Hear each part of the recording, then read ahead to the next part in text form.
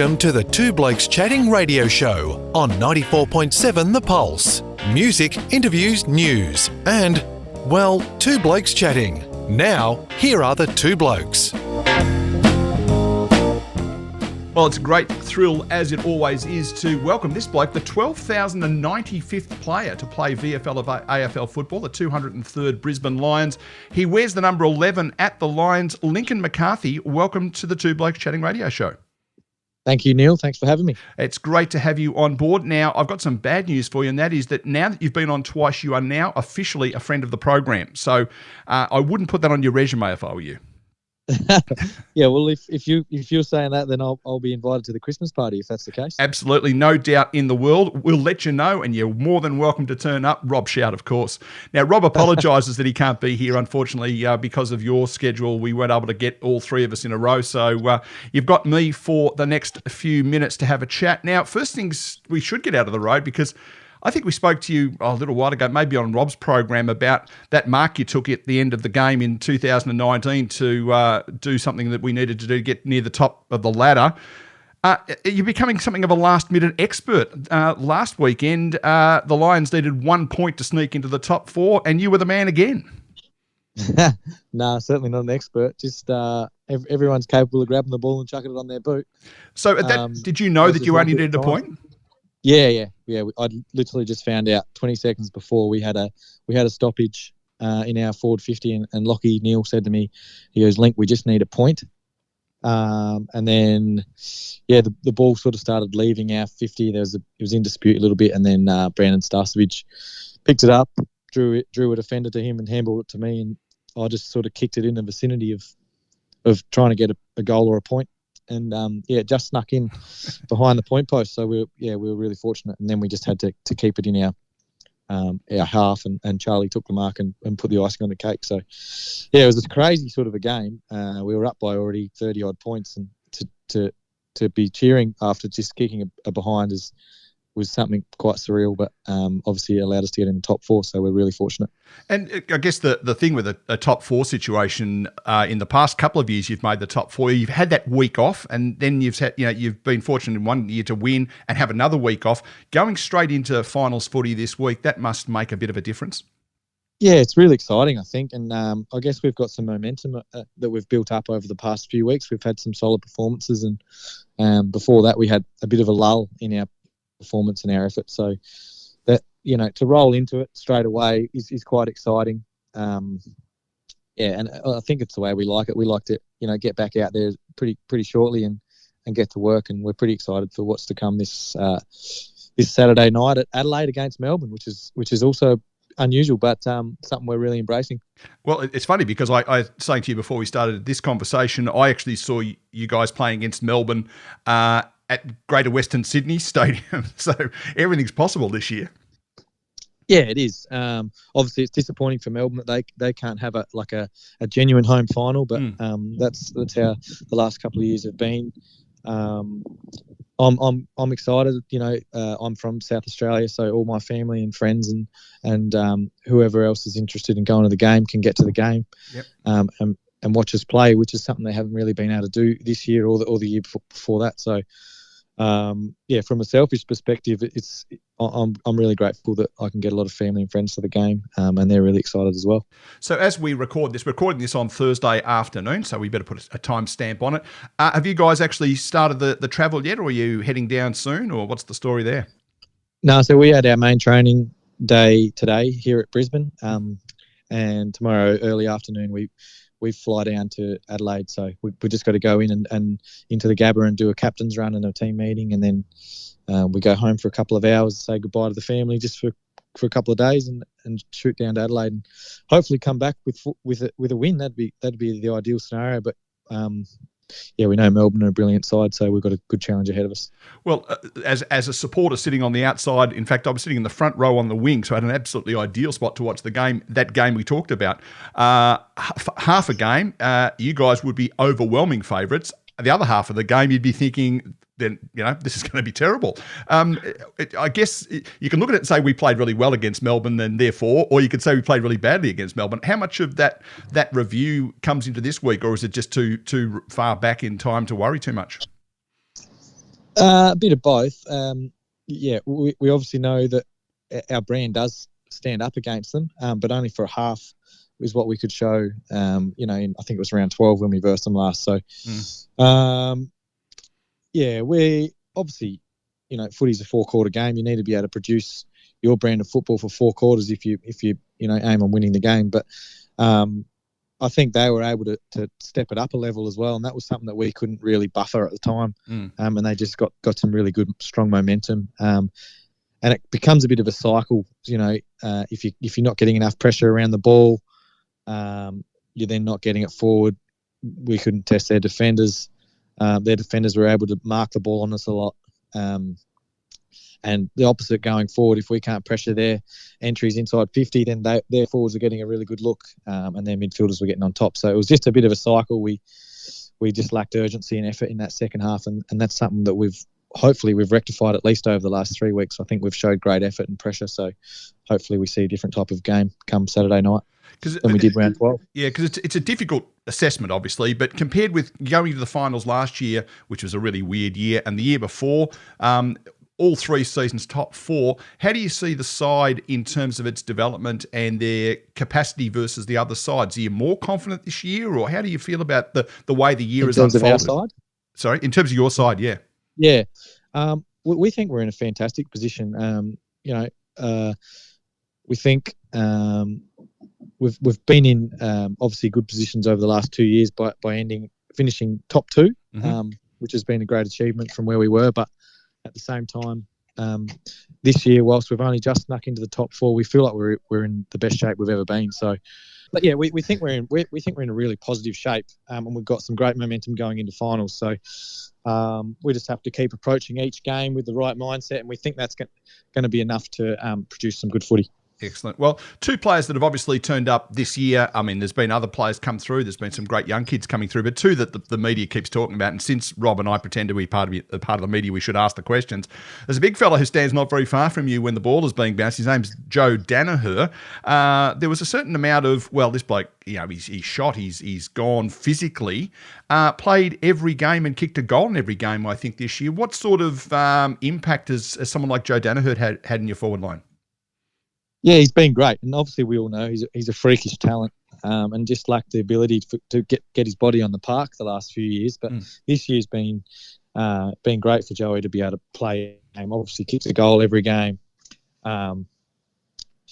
He's a brilliant teammate. He's such a good leader, and he reads the game really well and helps his teammates read the game well also. It's just been great to obviously see Joe come in and have some continuity straight off the bat. And he's really built into the season, I think. He'd been playing well throughout the year, but I feel like his last 2 months in particular, he's been putting some really strong performances together. And he's just he's a freakish talent.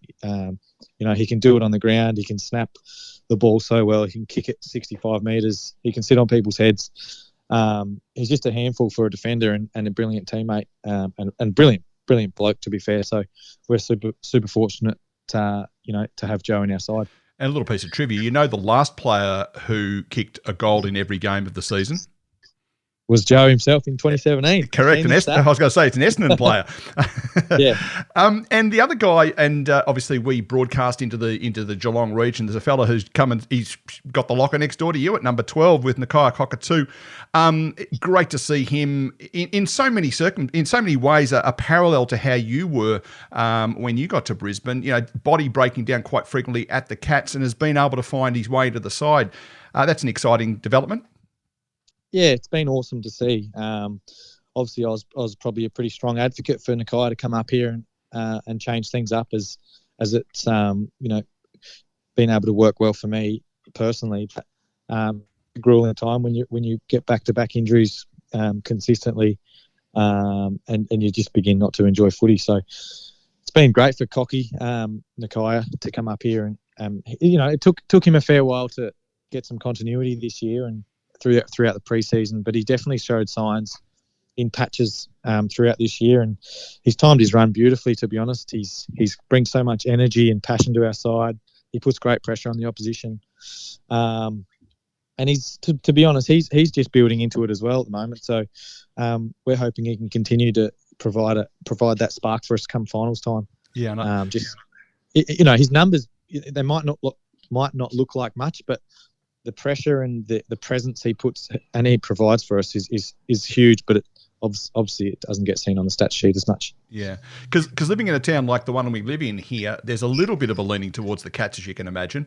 And there's obviously been players who've moved from Geelong to other clubs, and they're not held in great warmth. But I know for a fact that you and Nakia are both really loved by Geelong supporters, and to see you both kicking off and getting back on the park and doing what you can do has been fantastic for the town as well as obviously for the Lions.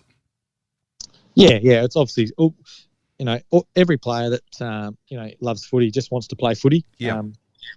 So there's definitely no hard feelings to any other clubs. And Geelong were amazing to both myself and Cocky. Yeah. But it just wasn't to be. So, yep. I guess to see a good friend like Cocky back on the park, I'm just really happy for him. And from a team perspective, he's brought a great piece of energy come to the late end of our season. So it's been really pleasing. Outstanding.